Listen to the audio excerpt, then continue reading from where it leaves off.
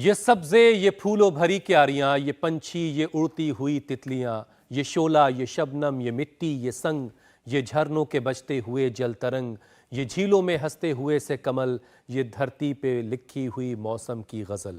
नदियां, झरने, पहाड़, जंगल कुदरत की तमाम खूबसूरत नेमतें हैं जो धरती पर जिंदगी को बरकरार रखती ही हैं, और इनका सीधा रिश्ता हमारी सेहत से भी है। अब अमेज़न के जंगलों को ले लीजिए, उससे निकलने वाली नदी को ले लीजिए, जो जिंदगी देती है, जीवन दायनी है, और इससे पूरी दुनिया को 20% ऑक्सीजन मिलती है। लेकिन हुसैन, अभी इस नदी पर भी क्लाइमेट चेंज का असर दिख रहा है। अमेज़न नदी का 47% पानी सूखने के कारण जंगल तबाह हो रहे हैं, वहां की हवा खराब हो रही है और इसका असर वहां रहने वाले लोगों की जिंदगी और सेहत दोनों पर पड़ रहा है। अमेज़न और साउथ अमेरिका ही क्यों, तकरीबन पूरी दुनिया की हवा खराब हो रही है। अब अपने ही देश का हाल देख लेते हैं। पराली का धुआं दम घोटने की तैयारी में है। गाड़ियों के लिहाज से सड़कों की चौड़ाई कम पड़ रही है। इंडस्ट्रियल पोल्यूशन अलग से एक आफत बना हुआ है। हालात ये हैं कि अक्टूबर के महीने में ही गर्मी सी महसूस हो रही है। जाहिर है, जहरीली हवा और बिगड़ी टेम्परेचर से शरीर में तमाम दिक्कतें हो रही हैं, और जैसे सांस की परेशानी, आई इरिटेशन, एलर्जी, कफ, एस्थमेटिक अटैक, ऐसे केसेस बढ़ रहे हैं। तो लॉन्ग टर्म में इसका affect heart, kidney, liver, pancreas के फंक्शन को भी डिस्टर्ब करेगा। होता यह है कि ब्लड में पोल्यूटेड पार्टिकल्स पहुंचने से शरीर में इन्फ्लेमेटरी मार्कर जो है वो बढ़ जाता है, यानी कई तरह के केमिकल्स बॉडी में बढ़ते हैं जो अनवांटेड है, और इनकी वजह से इंसुलिन रेजिस्टेंस बढ़ जाता है। अच्छा, जहरीली हवा में सांस लेने के कारण स्ट्रेस हार्मोन भी बढ़ता है, जो शुगर का लेवल बढ़ाता है, और यही वजह है कि जो लोग प्री डायबिटिक हैं, हवा में धूल धुआं बढ़ने के कारण वो भी डायबिटिक हो जाते हैं। इसके अलावा जब प्रदूषण बढ़ता है तो बुजुर्ग, फिजिकली कम एक्टिव रहने वाले लोगों की सेहत पर भी इसका काफी बुरा असर पड़ता है। तो चलिए योग का सहारा लेते हैं और सेहत की हिफाजत करते हैं। और ये करना कैसे है, ये सिखाने के लिए, बताने के लिए और समझाने के लिए योग गुरु स्वामी रामदेव हमारे साथ जुड़ गए हैं। स्वामी जी, बहुत स्वागत आपका। प्रणाम। स्वामी जी प्रणाम। शुरुआत में एक कविता मैंने आप जहां रहते हैं उस इलाके को देखते हुए पढ़ी थी।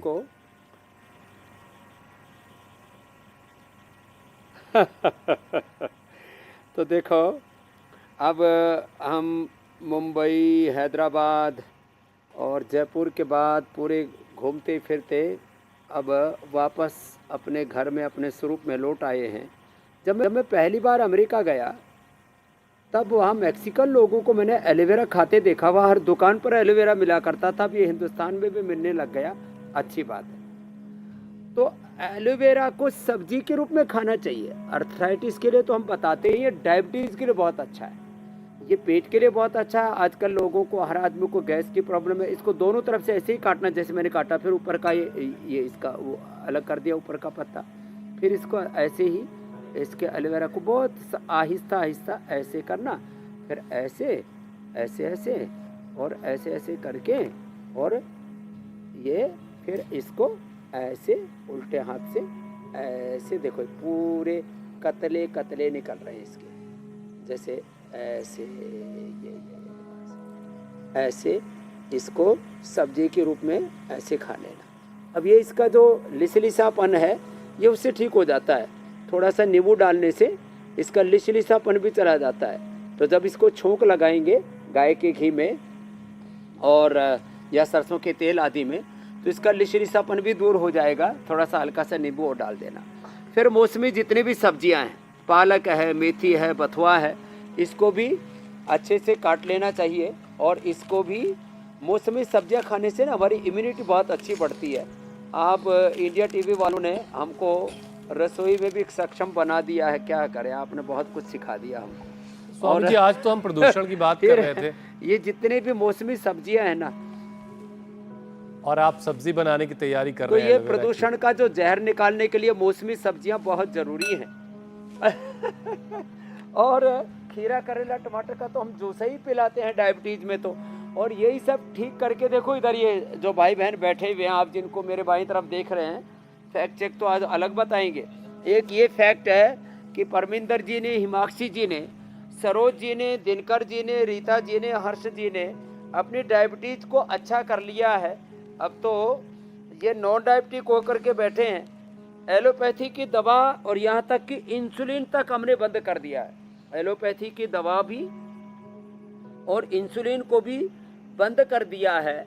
और इसके लिए एक तो खड़े होकर के, चलो खड़े हो जाओ, खड़े होकर के 2-3 अभ्यास कर। पोल्यूशन जो है वो हमारे स्ट्रेस को बढ़ाता है। पोल्यूशन फेफड़ों से तो 2400 किलोमीटर लंबी हमारी श्वास नलिकाएं हैं, रेस्पिरेटरी ट्रैक से सर्कुलेटरी ट्रैक में चला जाता है, जिससे धरती को 2 बार लपेटा जा सकता है। तो ये स्ट्रेस को बढ़ाता है पोल्यूशन, या द टॉक्सिन्स ऑक्सीडेंट्स को बढ़ाता है, ये इन्फ्लेमेशन को बढ़ाता है। तो ऐसे लंबे एक एक करके स्वामी जी जरा समझते हैं। एक ये जो आप प्रारंभ में कह रहे थे कि जो समस्या क्या है, फिर उसका उपचार क्या है, एक एक करके समझते हैं ताकि दर्शक आसानी से आपकी बातों को नोट डाउन भी करते रहें और आपके साथ अभ्यास भी करते रहें। स्वामी जी देखिए, प्रदूषण बहुत कुछ बर्बाद कर रहा है और उसका असर हमारे शरीर पर तो पड़ ही रहा है, प्रकृति पर पड़ रहा है, बहुत कुछ खराब हो रहा है। सबसे बड़ी चीज शुगर बिगड़ रही है। जहरीली हवा से लोगों का शुगर जो है वो हाई हो रहा है। तो इस शुगर को सबसे पहले कैसे कंट्रोल करना है, उसके लिए अभ्यास और कौन कौन सी सावधानी बरती जाए? तो पहले तो जो है कम से कम ये 2 अभ्यास हम रोज ही करवा देते हैं, ताड़ासन और ये स्कंध संचालन। हाथों के लिए स्कंध संचालन, पैरों के लिए पाद संचालन, बटरफ्लाई। और ये रेस्पिरेटरी ट्रैक को स्ट्रेंथन करना बहुत ज़रूरी है, नहीं तो पोल्यूशन भीतर ही अटक जाएगा। फेफड़े मजबूत होंगे तो वो पोल्यूशन को बाहर फेंक देंगे। हार्ट मजबूत होगा तो जो अंदर अवरोध आते हैं उनको वो निकाल देगा, नहीं तो बीच में ही अटक जाएंगे और पटाखे फूट जाएंगे। तो रोज़ कम से कम जॉगिंग के 2 अभ्यास, रोज़ कम से कम 2 बार से लेके 10 बार ये सूर्य नमस्कार, रोज़ कम से कम ये 2 दंड बैठक के अभ्यास, एक ये और एक ये इतने तो रोज़ कर लिया करें। अब तो हमने करोड़ों लोगों को इसका अभ्यास कर दिया है। ये तो दिनचर्या का हिस्सा बना लें। तो जो आप बता रहे थे ना, पेन की आज का फंक्शन गड़बड़ हो गया है, चाहे इन्फ्लेमेटरी मार्कर बढ़ रहे हैं, अंदर इन्फ्लेमेशन बढ़ रहा है, स्ट्रेस बढ़ रहा है, टॉक्सिन्स ऑक्सीडेंट्स बढ़ रहे हैं। अब स्ट्रेस करने के लिए, डिटॉक्स करने के लिए, डिजीज फ्री करने के लिए, टेंशन फ्री, रोग मुक्त, नशा मुक्त, दोष मुक्त, त्रिदोष मुक्त करने के लिए तो पहले तो हमने ये रेस्पिरेटरी ट्रैक को क्लीन आउट कर लिया। अब ये तो पहले जो मूल कारण था, क्योंकि अब वर्षा गर्मी और बरसात के बाद अब सर्द ऋतु आ रही है ना, सुबह शाम तो अच्छी ठंड भी पड़ने लग गई। आज तो सुबह सुबह यहाँ घनघोर मेघ थे, अभी भी थोड़े थोड़े हैं और बरसात सी शुरू हो गई थी। और ऐसे में अब प्रचंड गर्मी और प्रचंड बरसात के बाद प्रचंड ठंड की तैयारी है, उसके लिए पहले तैयारी करा दी। अब डायबिटीज़ के लिए मंडूक आसन से शुरुआत करते हैं। मात्र 2 आसन भी कर लिए तो पेनक्रियाज में चाहे सूजन हो, 3 कारण है डायबिटीज। पेनक्रियाज में सूजन आने से पेनक्रियाटाइटिस और फिर धीरे धीरे पेनक्रियाज की बीटा सेल से डिजनरेट होने लगते हैं, तो डायबिटीज का एक कारण पेनक्रियाज की हेल्थ का ठीक ना होना। दूसरा, हमारी बॉडी के रिसेप्टर्स का कमजोर पड़ना। बॉडी के रिसेप्टर्स कमजोर पड़ जाते हैं, पेनक्रियाज से इंसुलिन भी बन रहा है, ऑक्सीजन भी अंदर जा रहा है, ऑक्सीजन के साथ ग्लूकोज भी घूम रहा है, और वो एक एक सेल के अंदर माइटोकॉन्ड्रिया में जाकर के अंदर एनर्जी के रूप में उसका एनर्जी एक्सपेंडिचर होना चाहिए, और जो ग्लूकोज है वो बर्न होकर के ऊर्जा के रूप में रूपांतरित होना चाहिए। जब हमारे सेल्स के रिसेप्टर्स वीक हो जाते हैं तब डायबिटीज़ हो जाती है। वो पूरा ऑक्सीजन नहीं, ऑक्सीजन, ग्लूकोज और जो इंसुलिन है वो सेल के अंदर एंटर नहीं कर पाता। और तीसरा, स्ट्रेस बढ़ने से। तो हम मंडूकासन, श्वास बाहर छोड़ के ऐसे बाह्य प्राणायाम के साथ, और जब बाह्य प्राणायाम पूरा हो जाए 10-20 सेकंड में तो कपालभाति के साथ ये करते हैं। तो इससे पेन की आज कपालभाति के साथ फिर अनुलोम विलोम भी कराते हैं, अश्वगंधा भी खिलाते हैं। खाली पेट पेन को ग्रेट पेन क्रिएटाइटिस होने पर, पेन की आज में सूजन होने पर, मधुनाशिनी खाली पेट मधुग्रीट खाने के बाद खीरा, करेला, टमाटर का जूस और उसमें ये एलोवेरा जिसको मैं काट रहा था अभी, एलोवेरा, ये गिलोय जो मेरे सामने डंडी रखी हुई है, ये डायबिटीज़ के लिए, मोटापा के लिए, इम्यूनिटी के लिए, कफ कोल्ड के लिए, त्रिदोष के लिए बहुत अच्छी है ये। खैर, तो हम खीरा, करेला, टमाटर, गिलोय, एलोवेरा, सदाबहार, चिरायता, गुड़मार, कुटकी, ये चिरायता, गुड़मार आदि हम सब लोगों को भी उपलब्ध करवाते हैं। कुछ तो अब जैसे डायबिटिक केयर है, डायबिटीज़ वालों को, अर्थराइटिस वालों को ना अंदर से कई बार डेफिशिएंसीज बहुत होती हैं, इसलिए उनको हम बकरी का दूध देते हैं, च्यवनप्रभा देते हैं। च्यवनप्राश का ये नव अवतार है, ये बड़ा जबरदस्त है। तो ये मंडूक आसन, कम से कम पहले 2 आसन बताता हूँ। ये 2 आसन तो सभी कर लेते हैं, जो नीचे भी नहीं बैठ सकते कुर्सी पर बैठ के कर लेते। बहनें बता रही थी, हिमाक्षी कह रही थी, बोले बाबा जी पहले मैं नीचे नहीं बैठ पाती थी। रीता जी कह रही थी मैं नीचे नहीं बैठ पाती थी, इतना पैर जकड़ गए थे, और अब मैं सुखासन में, वज्रासन में बैठ के मंडूक आसन करने लग गई। तो ये मंडूक आसन, स्वामी जी ये आसन करते करते जरा ये भी समझाइए। ये दो तो सबको करने चाहिए डायबिटीज वालों को। जी जी स्वामी जी, डॉक्टर्स ये कहते हैं कि डायबिटीज़ को अगर शुरुआती स्टेज में पकड़ लिया जाए तो लाइफस्टाइल और योग वर्कआउट के जरिए पूरी तरह से इसको रिवर्स किया जा सकता है। तो योगाभ्यास तो खैर आप करवा ही रहे हैं, जो योगाभ्यास करेगा उसको होगी नहीं, लेकिन जिनको अगर शुरुआती दौर में पकड़ ली गई है कि डायबिटीज़ है, तो उन्हें किन बातों का ख्याल करना है ताकि शुरुआती स्टेज में ही शुगर को ठीक कर लिया जाए। इनिशियल स्टेज में ही नहीं, अब देखो कम से कम एक बात तो मान गए कि डायबिटीज के पेशेंट को नॉन डायबिटिक किया जा सकता है। ये काम हम 30 साल से कर रहे हैं मेरे भाई। अब इनिशियल स्टेज में मानने लग गए, एडवांस में भी मानने लग जाएंगे। मैं तो कहता हूँ टाइप 1 डायबिटीज जो इंसुलिन डिपेंडेंट बच्चे हैं, जिनको 25, 50, 100 यूनिट इंसुलिन छोटी या बड़ी उम्र के लोगों को लेना पड़ रहा था, उनको हमने नॉन डायबिटिक कर दिया। तो हम तो इनिशियली नहीं, एडवांस स्टेज के भी, मैं तो कहता हूँ डायबिटीज़ का कैसा भी रोगी है, डायबिटीज़ और डायबिटीज़ के कारण से किसी की किडनियाँ खराब हो रही हैं, किसी की आंखें खराब हो रही हैं, रेटिनोपैथी, नेफ्रोपैथी, न्यूरोपैथी, गैंग्रीन, पूरा शरीर अंदर से दीमक की तरह खोखला कर देती है, जैसे लकड़ी को दीमक खा जाती है ना, ऐसे अंदर से शरीर को खोखला कर देती है। तब तो डायबिटीज़ और डायबिटीज़ के कॉम्प्लिकेशंस को 100% अच्छा करके नॉन डायबिटिक कर देते हैं और डायबिटीज़ के सारे कॉम्प्लिकेशंस को भी क्लियर कर देते हैं। तो ये कम से कम मॉडर्न मेडिकल साइंस भी मानने लग गया है कि डायबिटीज़ के पेशेंट इनिशियल स्टेज में तो नॉन डायबिटिक हो ही सकते हैं। तो उसका रास्ता यही है, जो 2 आसन कर सके 2 और बाकी 10 आसन पूरे के पूरे हम बता रहे हैं, या आसन करें, थोड़ा खान पान में चेंज करें। 3 चीज़ों को तो बंद करना ही पड़ेगा। ये जो गेहूँ और चावल का जो और एक्सपोजर है ना हमारी डाइट में, इसको थोड़ा कम करना पड़ेगा, मिलेट्स खाने पड़ेंगे। दूसरी चीज़, चीनी नाम का जो जहरीला तत्व है, चीनी और मैदा और सफ़ेद नमक, समुद्री नमक, ये 3 से बचना पड़ेगा। मंडूक आसन, योग मुद्रासन, अर्धमत्स्येंद्रासन, वक्रासन बहुत इजीली हो जाते हैं। फिर आगे पूरे 10 के 10 अभ्यासों का पैकेज को आगे बढ़ा रहे हैं। तो ये 3 को बंद कर दें, माने अनहेल्दी डाइट ना लें और रोज़ योगाभ्यास करना शुरू कर दें और 2 से 3 बार खाएं बस। ये जो डायबिटीज़ वाले बार बार खाते हैं, उससे भी पूरा उनका बॉडी का मेटाबॉलिज्म, पूरा पाचन तंत्र, पूरा जीवन तंत्र उनका डगमगा जाता है। इसलिए डायबिटीज़ वालों को भी सुबह 8 से 9 के बीच में एक बार ब्रेकफास्ट, 12 से 1 के बीच में भोजन, शाम को 6 से 8 के बीच में भोजन, बस इतना पर्याप्त है। जो बार बार खाना है, इससे हमारा पूरा पाचन तंत्र, पूरी बॉडी का मेटाबॉलिज्म, हमारा ऑटोफेजी, माइटोफेजी, ये सिस्टम गड़बड़ा जाता है। इसलिए 2 से 3 बार का ही खाना। डायबिटीज़ वाले भी थोड़े दिन अभ्यास करेंगे तो सुबह 10 से 12 के बीच में, शाम को 6 से 8 के बीच में खा लेंगे तो पूर्ण हेल्दी रहेंगे, नॉन डायबिटिक हो जाएंगे। और डायबिटीज़ के कॉम्प्लिकेशंस का तो कोई प्रश्न ही नहीं है। कॉम्प्लिकेशन भी आ जाएंगे तो उनको कैसे मिटाएंगे, अभी तो डायबिटीज़ के बारे में बताया। कमजोरी नहीं आएगी कतई, उसके लिए हमने बता दिया। लेकिन स्वामी जी डायबिटीज जब किसी को होती है, का दूध अर्थराइटिस और डायबिटीज के लिए चंद्रप्रभा। डायबिटीज स्वामी जी जब किसी को होती है तो अपने साथ कई सारी और प्रॉब्लम्स भी लेकर आती है। और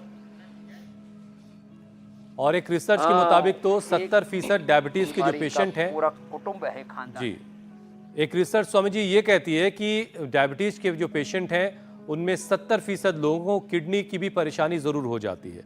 तो क्या किडनी को इफेक्ट होने से बचाया जा सकता है? उसके लिए क्या क्या करना है? बचाया ही नहीं जा सकता। 100% किडनी को प्रोटेक्ट किया जा सकता है। किसी कारण से खराब भी हुई है, अब डायबिटीज से किडनी खराब होती क्यों है? जो भी शुगर है जब शरीर में डाइजेस्ट नहीं होता तो बार बार कहाँ आएगा? किडनी के पास। तो किडनी पर ओवरलोड पड़ेगा। और अब तो डायबिटीज की दवाइयाँ ही ऐसी देने लग गए हैं, उनको एडवांस दवाई बोले जा रहे हैं। ये मूर्खता की हद हो गई। वो क्या कहते हैं, किडनी को ज़्यादा काम में लगा देते हैं, किडनी को ज़्यादा एक्टिव कर देते हैं, किडनी के वो उस सेल्फ मैकेनिज्म को डिस्टर्ब कर देते हैं कि वो शुगर को तो अच्छा मान के शरीर को वापस भेजती रहती है, उसको बाहर निकलवाते हैं। उससे फिर किडनी और ख़राब होती है। तो शुगर की मात्रा ज़्यादा बढ़ेगी तो भी किडनी खराब होगी, उसको ओवरवर्क करना पड़ेगा। और उसको शरीर से बाहर निकालेंगे तो फिर वो वहाँ पर यूरिन में मिलके पड़ी रहती है, फिर वहाँ हमारे किडनी के नेफ्रॉन्स को ख़राब करती है। तो इसके लिए क्या करें? एक तो चीनी खाना बंद करें, दूसरा ये करें कपालभाति ज़रूर करें। और कपालभाति के साथ ये मंडूक आसन से लेकर के गोमुख आसन तक अभी लेट करके और बताएंगे ये करें। गोखरू, गिलोय, गोखरू, आंवला। एक तो किडनी में प्रोटीन बहुत बढ़ रहा है, प्रोटीन लीकेज नहीं होगा। झाग आते हैं किसी किसी को ना, आप जो टॉयलेट में पानी थोड़ा रहता है उसमें कप क्या वो कम्बोर्ड में उसमें आप यूरिन करते हैं तो उसमें झाग से हो जाते हैं, ये प्रोटीन लीकेज है। तो गिलोय, गोखरू, आंवले का सेवन कर लें। फिर जो है क्रेटिनिन का तो ब्लड टेस्ट में पता लगता है, क्रेटिनिन लेवल बढ़ जाता है। फिर किसी किसी के किडनी में इन्फ्लेमेशन, सूजन आ जाती है, किडनी श्रिंक हो जाती है। तो इसके लिए गिलोय, गोखरू, आंवला ये तो प्रोटीन लीकेज के लिए। सामान्य रूप से गोखरू जो और कुलथ का पानी ये किडनी की हेल्थ के लिए बेस्ट है। सप्ताह में एक ही बार पी लिया करें। सामान्य आटे की बजाय जौ का आटा कुछ दिन खा लें। और मैंने कहा कि गेहूं चावल थोड़े दिन बंद करके इसके अलावा जितने भी जौ है, चना है, रागी, बाजरा है, ये खाएंगे तो शुगर बढ़ेगा नहीं। इसमें भी थोड़ा ग्लूकोज तो होता है, कार्बोहाइड्रेट होता ही है, लेकिन वो नेचुरल होता है और वो शरीर के लिए चाहिए भी। तो धीरे धीरे करके शरीर में ग्लूकोज जाएगा। ये जो गेहूं और चावल वाला स्टार्च है, ग्लूकोज है ना, कार्बोहाइड्रेट है, ये एकदम से बॉडी में घुल जाता है और ओवरलोडेड हो जाती है पूरी बॉडी जो है, एकदम से हाई एक्सपोजर होता है शुगर का, उससे दिक्कत आती है। तो जौ का प्रयोग करें। चंद्रप्रभा या गोक्षरादि गुग्गुल या रीनोग्रिट, या सप्ताह में एक बार नीम या पीपल के पत्तों का रस जो सेवन कर लेंगे, उनकी किडनी पर कभी भी कोई बुरा असर नहीं आएगा। 100 साल तक किडनी के पेशेंट अच्छी तरह से जिएंगे। हमने तो किडनी ठीक खराब होने के बाद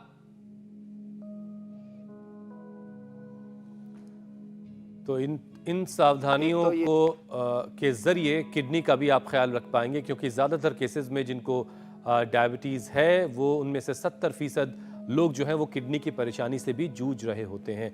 तो इन तमाम बातों का ख्याल रख करके आप अपनी किडनी का भी ख्याल रख सकते हैं। स्वामी जी अच्छा देखिए ज़रा, ब्लड में पोल्यूटेड पार्टिकल्स के पहुंचने से शरीर में जो इन्फ्लामेटरी मार्कर्स हैं, उन यानी जो कई तरह के केमिकल्स हैं वो बढ़ जाते हैं और इनकी वजह से फिर बॉडी जो है वो इंसुलिन रेजिस्टेंस हो जाती है। इस कंडीशन से बचने के लिए क्या किया जाए? तो इसके लिए एक तो पंचकर्म षटकर्म करें। पतंजलि वेलनेस माई योगग्राम निराम में जो हम यहाँ से बताते हैं, सप्ताह में एक बार कम से कम उपवास करें, सप्ताह में एक बार कम से कम बस्ती एनिमल है। और डायबिटीज वाले तो खीरा करें ना, टमाटर, आंवला, एलोवेरा, गिलोय, तुलसी उसी में मिला ले, उसी का एनिमा ले लें। सप्ताह में एक बार एनिमा, सप्ताह में एक बार उपवास।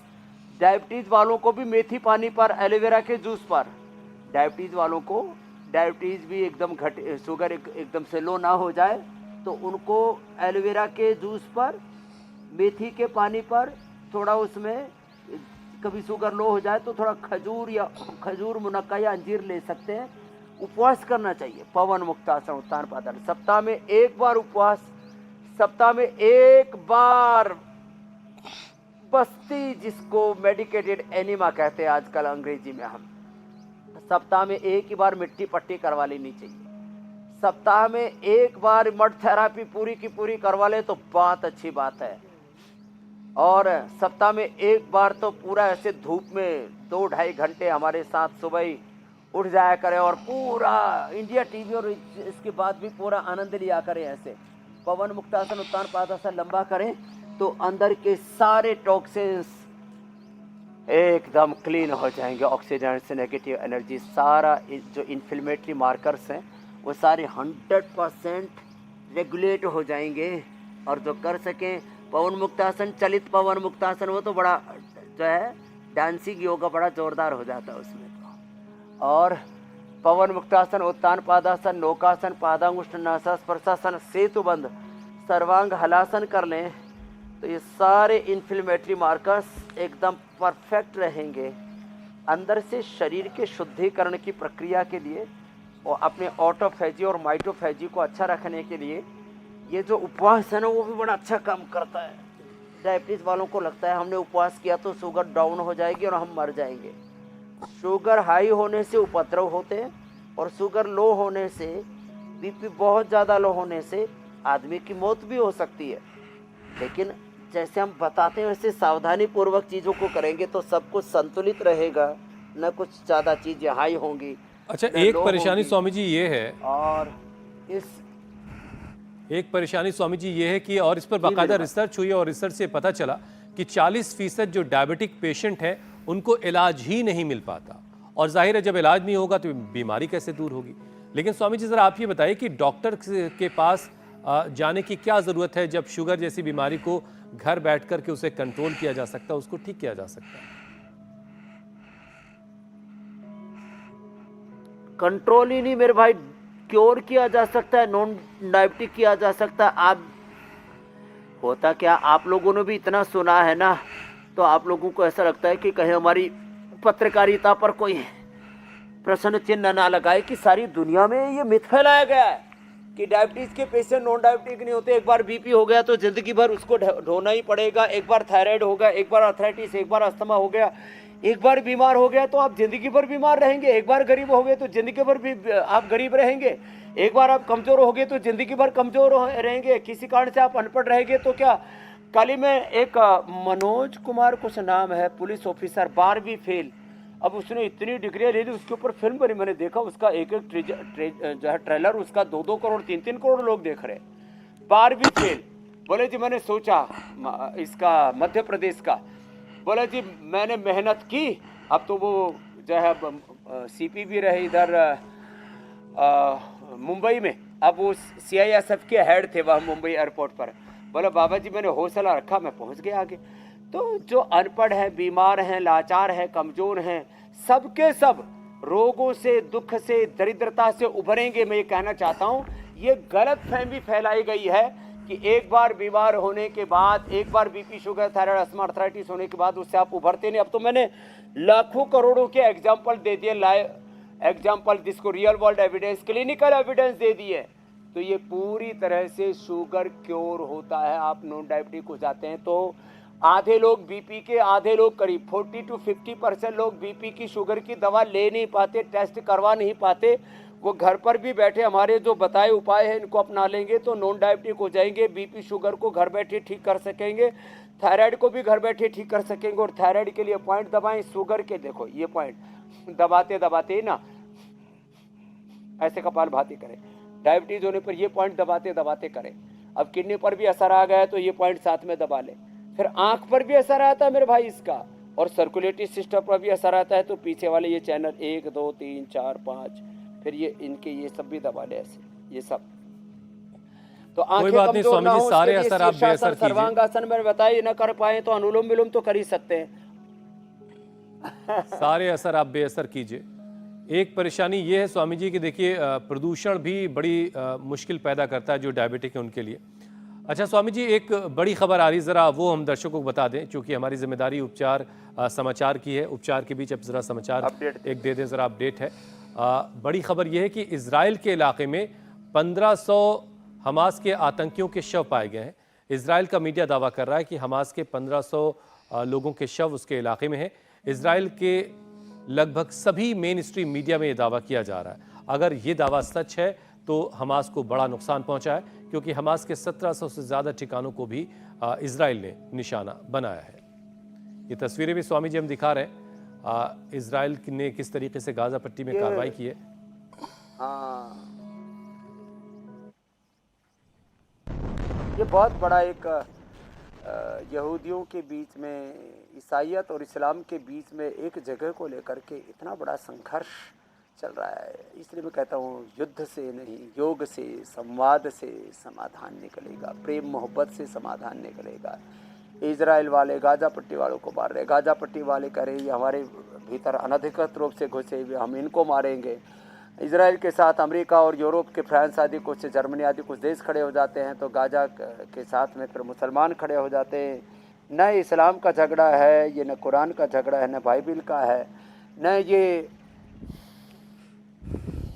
इसलिए मैं कहता हूँ ये युद्ध ना टालने है ना, तो दुनिया को योग में आना पड़ेगा और ये देखना पड़ेगा कि एक ही जैसी आत्मा, एक ही खुदा, अल्लाह, परमात्मा, ऑलमाइटी गॉड, भगवान, नामों के नाम पर, देशों के नाम पर, जाति वर्ग के नाम पर, स्थानों के नाम पर ये जो आपस में संघर्ष चल रहे हैं, इसको टालने के लिए हमें एक तात्विक और सात्विक दिव्य दृष्टि चाहिए, वो भी योग से मिलेगी। और मैं कह रहा था आँखों के ऊपर भी डायबिटीज के कारण से दृष्टि पर भी असर आ जाता है। उसके लिए हम एक तो दृष्टि डालते हैं, कैटरेक्ट ग्लूकोमा हो जाए तो सौम्य और आईग्रिट ये डालते हैं आँख में, और आईग्रिट वटी देते हैं, और आंवला एलोवेरा की बस्ती एनिमा देते हैं।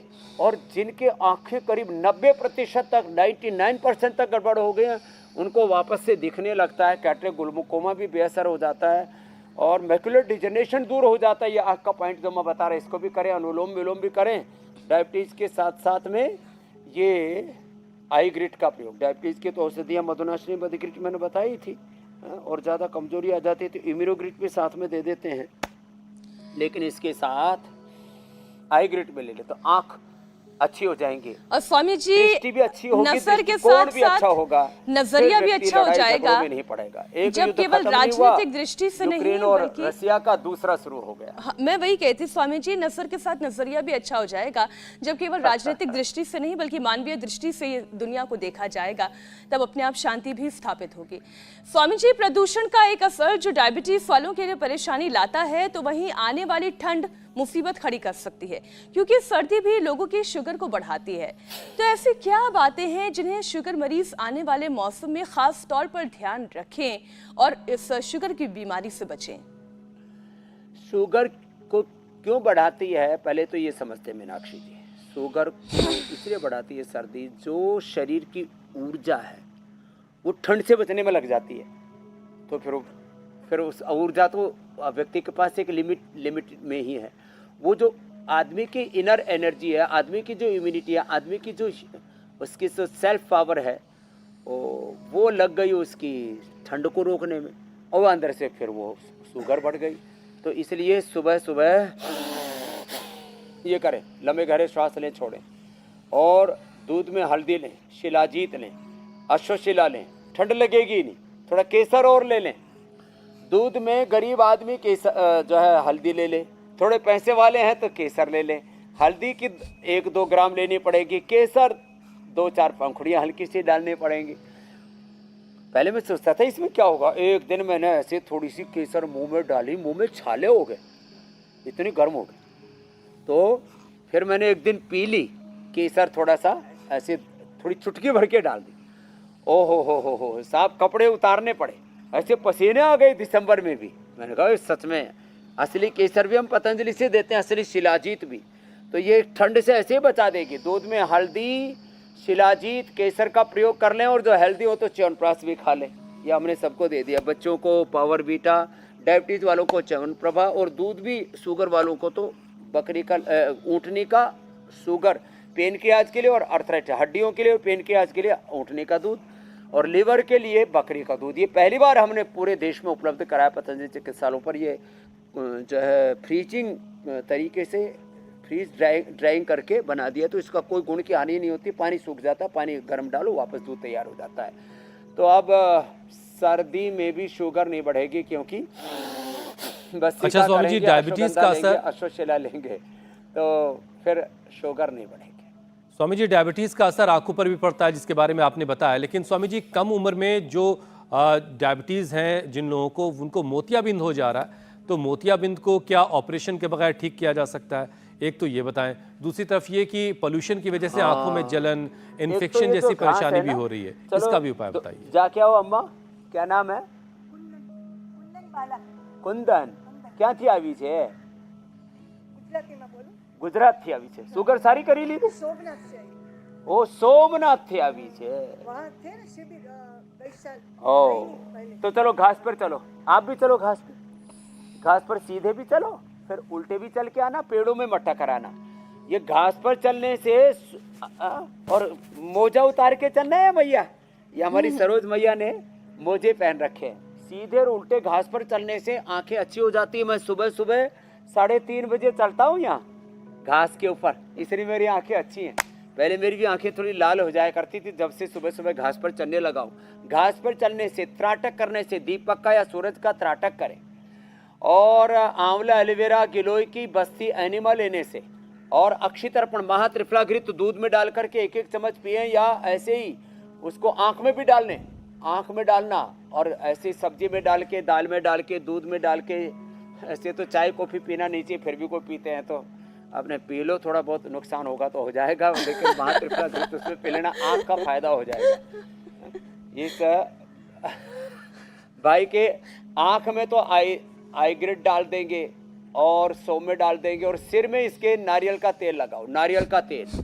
सिर में हम बादाम का तेल, सिर में केश कांति तेल लगाते हैं।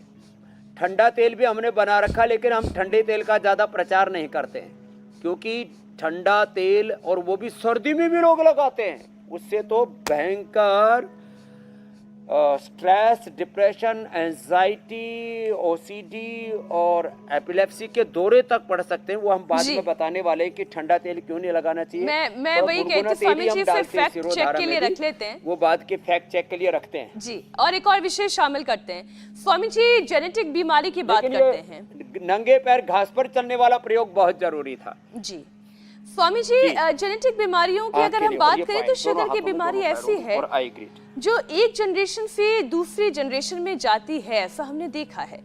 तो ये ना हो, इसके लिए शुरू से क्या सावधानी बरतनी चाहिए?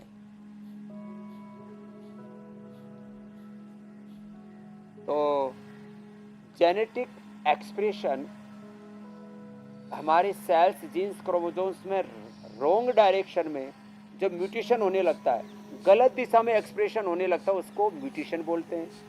राइट डायरेक्शन में जो एक्सप्रेशन बोलता है उसको डिवाइन एक्सप्रेशन कहते हैं, पॉजिटिव एक्सप्रेशन। तो किसी के माता पिता का पेनक्रियाज खराब था, एक बात तो ये सोचो 100, 200, 500 साल पहले सभी के जीन्स अच्छे थे। ये मुश्किल से पिछले 100 सालों में 99% लोगों को पिछले 100 सालों में ये बीपी, शुगर, थायराइड आदि के और तमाम तरह के लाइफस्टाइल डिजीज के एक्सप्रेशन ज़्यादा होने लगे। इसका मतलब ये हुआ हमारे जीन्स में, जेनेटिक स्ट्रक्चर में, हमारे डीएनए में डायबिटीज़ नहीं है, ये बीच में आई है। तो बीच में आई है तो ठीक कर लो। एक तो कपालभाति करना, कपालभाति यदि कोई, मैंने कहा मंडूकासन, योग मुद्रासन के साथ करेगा, कपालभाति सुप्त वज्रासन, सुप्त पद्मासन के साथ करेंगे, और ये कपालभाति जब उत्थित पद्मासन के साथ करेंगे। अब इसमें किसी ने कपालभाति किया,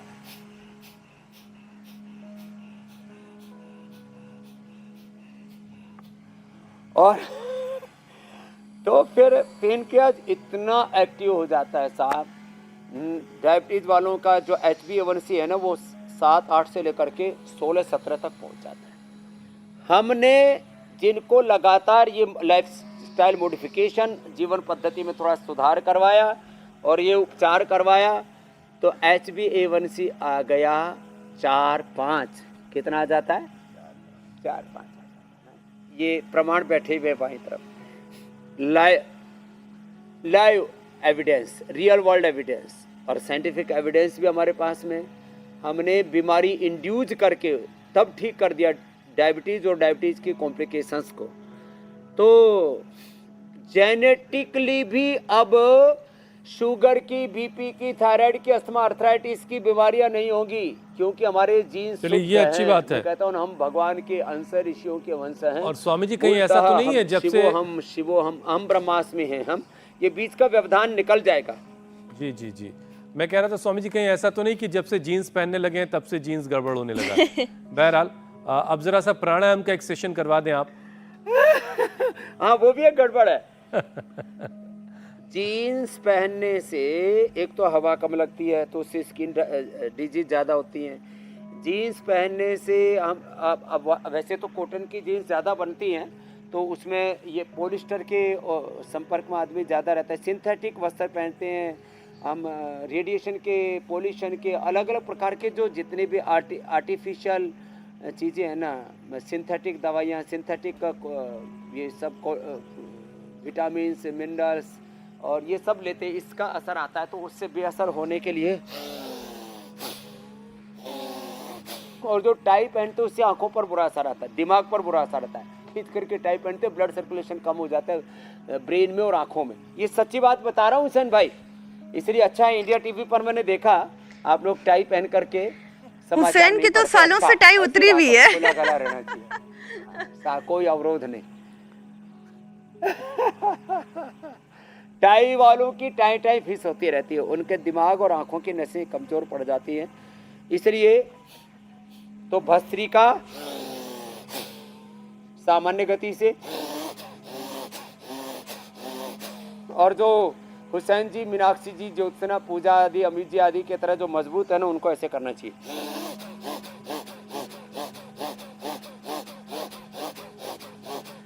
मैं तो 10 मिनट ऐसे करा के लोगों का 10 से 20 मिनट में 200-300 ग्राम तो वजन कम कर देता हूँ। 200-300 से सीधी 100 पर शुगर आ जाती है। ये डायबिटीज को कम करती है डीप ब्रीदिंग, ये वेट को कम करती है डीप ब्रीदिंग की एक्सरसाइज बहुत ज़बरदस्त है। ये डायबिटीज़ के लिए, मोटापा के लिए, ये कैंसर के लिए, अस्थमा के लिए, लो इम्यूनिटी के लिए बहुत ज़बरदस्त है डीप ब्रीदिंग। और इससे एक एक सेल में 1 लाख से बढ़ कर के 10 लाख, 1 करोड़ तक अंदर से एक्टिविटीज़ होने लगती है और पूरा शरीर प्रकाश में ज्योतिर्मय हो जाता है। ऐसे भस्त्रिका प्राणायाम, फिर ये कपालभाति। अब देखो, लीवर, स्प्लीन, पेनक्रियाज, इंटेस्टाइन, छोटी और बड़ी आंत, प्रोस्टेट, माता बहन का यूट्रस, ओवरी, पुरुषों का टेस्टिकल्स, माने एनस से लेकर के मूलाधार से लेकर के सहस्रार तक, कपालभाति, चेहरे पर ओज तेज आता है, शक्ति का ऊर्ध्वारोहण होता है, उत्तेजक दृश्यों से, उत्तेजक आहार विचार से, उत्तेजक वाणी व्यवहार से, जिस तरह से चारों और समाज में वासनात्मक वातावरण बन गया है, तो हम योग से मूलाधार से सहस्रार तक अपनी शक्तियों का ऊर्ध्व आरोहण करते हैं। और इसका असर आता पाचन तंत्र पर, इसका असर आता रेस्पिरेटर पर, हार्ट पर और थायराइड पर। इससे पूरा अंदर के सारे जो इंटरनल ऑर्गन्स हैं उनको इंटरनल एंड इंटीग्रेटेड एक्सरसाइज मिल जाती है, और हम इंटीग्रेटेड योग से इंटीग्रेटेड एंड सस्टेनेबल हेल्थ पाते हैं। कपालभाति स्वामी जी योगाभ्यास, प्राणायाम, बंद, उड़ियान बंद, जांद्र बंद लगा के 3 बंदों के साथ करते हैं। अब जरा आगे बढ़ते हैं स्वामी जी। फैक्ट चेक का भी इंतजार हो रहा है, लेकिन उससे पहले मैं जरा कल के कार्यक्रम के बारे में दर्शकों को बता दूं, फिर आपके पास आता हूं। प्रदूषण का हमला खतरनाक, लोग बन रहे हैं हाई बीपी के शिकार। आंख दिल का दुश्मन है पोल्यूशन, कैसे कंट्रोल करें हाइपरटेंशन। 5 योग से जहरीली हवा होगी बेअसर, रामबाण थेरेपी से नॉर्मल होगा ब्लड प्रेशर। तो कल सुबह 7:56 पर इंडिया टीवी जरूर लगा लीजिएगा, क्योंकि सर्दियां धीरे धीरे बढ़ रही हैं, तो पोल्यूशन भी अपना रंग दिखाएगा, और इस पोल्यूशन से बचने का क्या है उपाय वो, और इस पोल्यूशन के मौके पर अपनी सेहत का ख्याल कैसे रखना, स्वामी जी आपको बताएंगे। स्वामी जी, अब फैक्ट चेक की बारी है। तो देखो जो है, तो फैक्ट चेक में एक तो ये है, ये लोग ना मसाज करते रहते हैं, किससे? ठंडे तेल से। अब वो ठंडा तेल हमने भी बना रखा है, लेकिन हम ठंडे तेल का प्रचार नहीं करते। हम कहते हैं सरसों का तेल लगाओ, ये नारियल का तेल लगाओ। नारियल के तेल में कपूर हम भी लगाते हैं, जब टेकिकार्डिया हो जाता है, शीत पित्त हो जाता है, तब हम डालते हैं। जो है आर्टिकेरिया, टेकिकार्डिया माफ करना, आर्टिकेरिया हो जाता है, शीत पित्त हो जाता है। और कपूर वो केमिकल वाला नहीं लगाना चाहिए, तो बहुत ही खतरनाक है। और कपूर चाहे वो भीमसेन, ये तो असली ओरिजिनल कपूर है, ये भी हम केवल और केवल स्किन डिजीज होने पर या दर्द होने पर लगाते हैं। तो नारियल का तेल सबसे बेस्ट है, और सरसों का तेल, बाकी केश कांति तेल, हमने इतने तेजस तेल हम इतने दे रखे हैं। तो दो चीजें बताना चाहते हैं। एक तो हर रोगी को केवल